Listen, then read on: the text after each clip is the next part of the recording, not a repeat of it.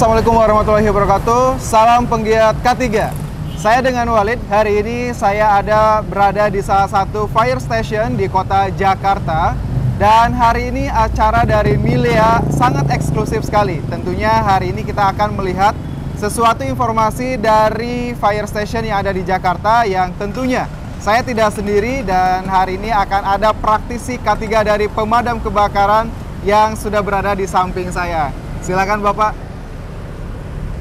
Oke, baik, terima kasih Pak Wali. Ya. Salam K3. Ya. Baik, untuk rekan-rekan semua, kita kali ini berada di salah satu fire station di milik Dinas Penanggulangan Kebakaran dan Penyelamatan DKI Jakarta. Di sini nanti rekan-rekan akan saya perlihatkan apa saja yang ada di fire station di tempat kami. Ya, di sini nanti ada mobilnya, unit damkarnya, juga peralatan-peralatan. Selain itu nanti ada juga yang akan kita omongin nih. Baik, terima kasih. Oke, terima kasih Pak Budiman. Sangat luar biasa sekali untuk para penggiat K3. Tentunya hari ini kita akan ada acara wawancara eksklusif bersama Bapak Budiman. Dan tentunya kita akan dikenalkan lebih jauh lagi, ada apa saja sih di fire station yang perlu penggiat K3 ketahui. Tentunya stay tune terus bersama Milea. Baik, untuk yang pertama, saya akan perkenalkan kepada rekan-rekan semua.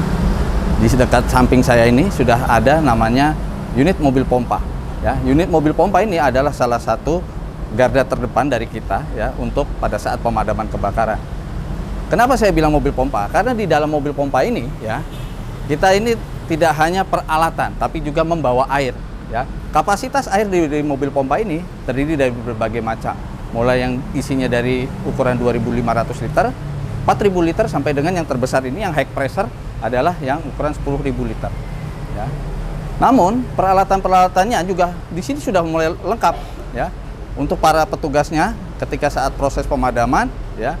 Jadi mulai dari selang, nozzle, mungkin alat untuk membuka paksa, forcible entry, juga alat bantu pernapasannya. Ya di sini juga bisa dilihat ya. Di sini ada juga foam liquidnya sudah disediakan, juga SCBA-nya ya untuk pada saat petugas pemadam kebakaran memasuki ruangan yang penuh dengan asap.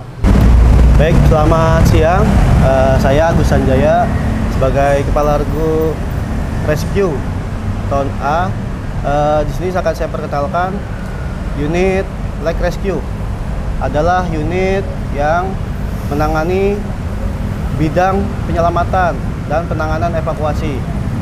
Baik evakuasi pohon tumbang, hewan liar, ataupun evakuasi dan lain sebagainya. Terutama di dalam hal rescue ini ada 4 kategori. Rescue beda ketinggian, water rescue, penanganan laka lantas, dan P3K. Nah, baik, mari saya perkenalkan peralatan-peralatan unit yang ada di Light Rescue. Ya, sebelum kita memulai, yang paling utama adalah sebelum kita melakukan evakuasi, kita harus menggunakan APD, sarung tangan, helmet, dan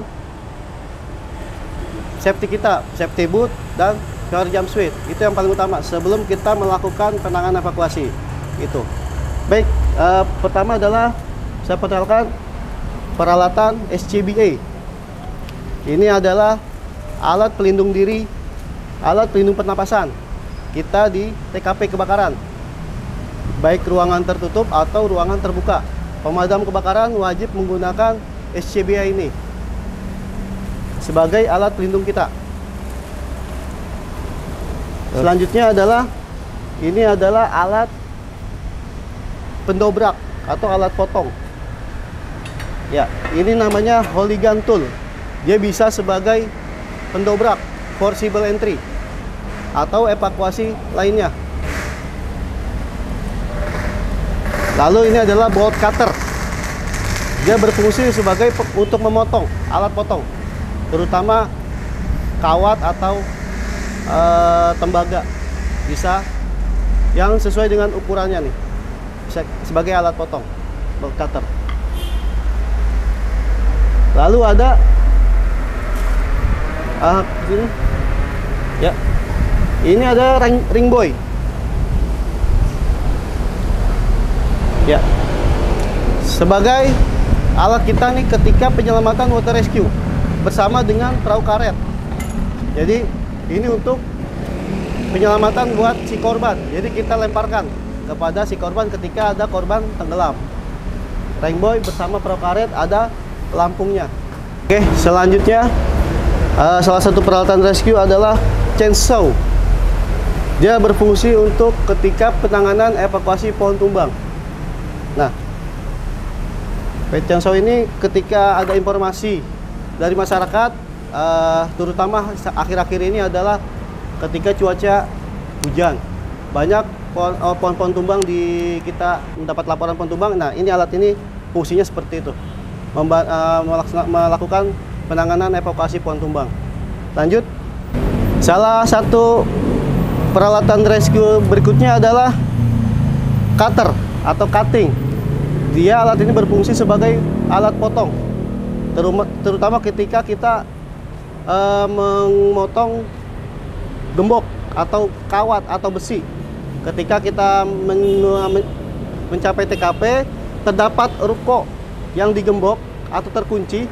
Nah, fungsi alat ini adalah sebagai untuk memotong, terutama memotong besi-besi yang berukuran tidak terlalu besar dan tidak terlalu kecil. Nah, posisi seperti ini. Dia membuka lalu menutup. Oke. Ya, selanjutnya adalah alat ini.